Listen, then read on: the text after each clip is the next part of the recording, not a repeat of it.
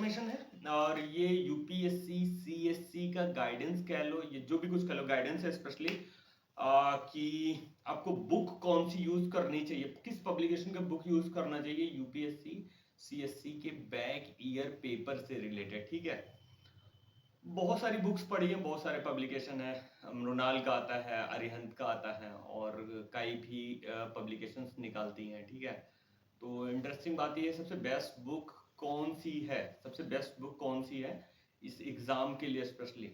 अब एक बात बता दूं, सबसे इंटरेस्टिंग चीज, हर बार टॉपिक चेंज हो सकता है, आपका टॉपिक चेंज हो सकता है। यानी कि 2011 के क्वेश्चंस का टॉपिक जो है वो 2023 में पूछा गया है आईयूसीएन से रिलेटेड, लेकिन पूछने का मेथड जो है वो जो है डिफरेंट है यहाँ पे। ठीक है, यूपीपीसीएस से अदर कमीशन की बात करें, चाहे वो बी सी डी ग्रेड का हो, उसमें जो है सबसे इंटरेस्टिंग बात ये होती है कि उसमें सेम टू सेम क्वेश्चंस पूछ लिए जाते हैं। मान लीजिए एक नॉर्मल क्वेश्चन देख लो, यूपीपीसीएस का जो पैट क्वेश्चन है कि ओजोन कंजर्वेशन डे कब मनाया जाता है, ओजोन कंजर्वेशन डे स्पेशली 16 जो सितंबर को दे रखा, वो कई बार पूछा गया है। कमीशन से रिलेटेड जितने भी एग्जाम होते हैं, चाहे वो पीसीएस प्रीलिम्स हो, आरओ हो या और भी एफिलेटेड जो भी एग्जाम्स होते हैं इस कमीशन के थ्रू, लेकिन आईएएस में ऐसा नहीं पूछा जाएगा। ये पूछा जा सकता है ओजोन लेयर डे स्टार्टिंग क्यों हुई, उससे रिलेटेड पूछा जा सकता है। तो मेरे कहने का मतलब ये है सिंपल और सीरियसली कि टॉपिक जो है हमारा इसमें डिसाइड होता है, और हमें जितने ज्यादा टॉपिक मिलेंगे, यानी कि जितने ज्यादा टॉपिक, यानी कि जितने ज्यादा बैक ईयर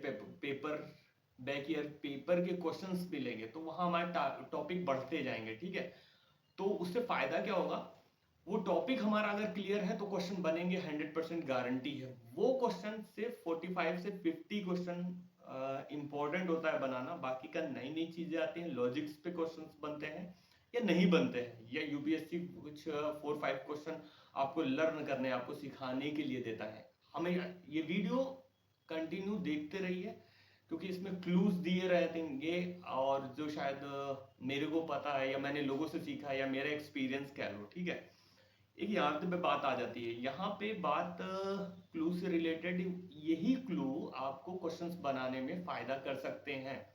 ठीक है, आपको क्वेश्चंस नहीं पता है तो फायदा कर सकते हैं मेरी वीडियोस देखने से, या फिर आप बैक ईयर पेपर लगातार कंटिन्यू एग्जाम तक लगाते रहे, प्रिपरेशन स्टार्ट करने की सोच रहे हैं, या कहीं भी 1 ईयर कंप्लीट हो चुका है, 2 ईयर कंप्लीट हो चुका है, पेपर दे चुके हैं, इंटरव्यू दे चुके हैं, स्पेशली ये इंटरव्यू दे चुके हैं, पेपर बैक ईयर पेपर तैयार नहीं होते हैं। Topics wise back year paper तैयार होना बहुत मुश्किल है, इसलिए बार बार इसको पढ़ने की बात हो रही है, लगातार हो रही है। जो लोग सेलेक्ट हो चुके हैं उसीलिए वो बोलते हैं कि सिलेबस रखो आप अपने पास। मैं यहाँ पे डायरेक्टली टॉपिक की बात कर रहा हूँ, आप टॉपिक अगर क्लियर है, क्योटो प्रोटोकॉल किससे एफिलेटेड है, ठीक है, कार्बन क्रेडिट वाला कॉन्सेप्ट जो है, रियो द जेनेरियो वाला जो एक अर्थ समिट हुआ था 1992 में, ठीक है, या कोई भी ऐसा टॉपिक, क्विट इंडिया मूवमेंट कितना इंपॉर्टेंट है, क्वेश्चन पूछा जाता है, लेकिन डिफरेंट डिफरेंट वे में, डिफरेंट तरीके में। तो ये बुक यानी कि अरिहंत पब्लिकेशन जो ऊपर शो हो रही है, बगल में शो हो रही है, जो भी कुछ है, ये बुक, इसमें बहुत सारा 95 से, आई थिंक 95 से पेपर दे रखे हैं। ठीक है, और इसमें back year paper CSAT का भी दे रखा है, और ये जो कि इम्पोर्टेंट है। ठीक है, सी सैट भी बैक ईयर पेपर से ही लगाएं, उसका मेथड समझे, ना कि क्वेश्चन को रटे, क्वेश्चन पूछने का तरीका समझे, या यूपीएससी कमीशन की मेंटेलिटी समझे।